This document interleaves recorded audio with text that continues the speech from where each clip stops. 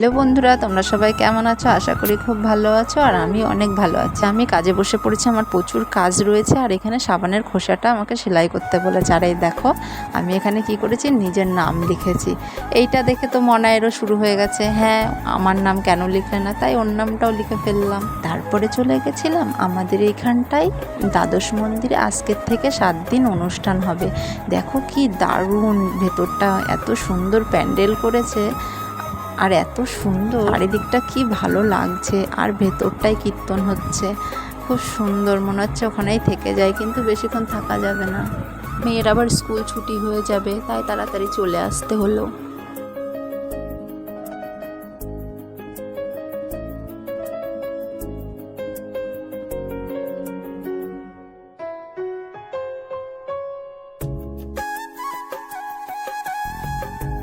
আর এদিকেই দেখো মনায়েরা খেলা করছে, কি সুন্দর ফুচকা বানিয়েছে। এখানে ফুচকাটা কিন্তু সত্যি, আর আলুটা আর জলটা ওরা বানিয়েছে। হ্যাঁ, ঠিক এইভাবেই মজা করে খেলে। আর আমারও বেশ ভালোই লাগে ওদের খেলা দেখতে। আমাকে প্রতিদিন রান্না করে এরকমভাবে খাওয়ায়, আমিও খাই। না খেলে আবার রাগ করবে, আর খেলে না খুব খুশি হয়।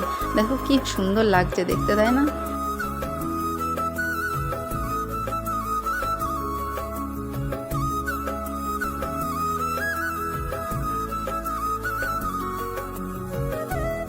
আর এই যে আমার শাশুড়ি মা এদিকে পাটিসাপটা করছে। আর আমাদের ভাদ্র মাসে পাতা পোড়ায় কলার পাতায়, তাই কলার বড়া করবে আর কলার পাতা পোড়াবে। আমার ভিডিওটা ভালো লেগে থাকলে প্লিজ সাবস্ক্রাইব করে দিও। আর সবাই ভালো থেকো, সুস্থ থেকো।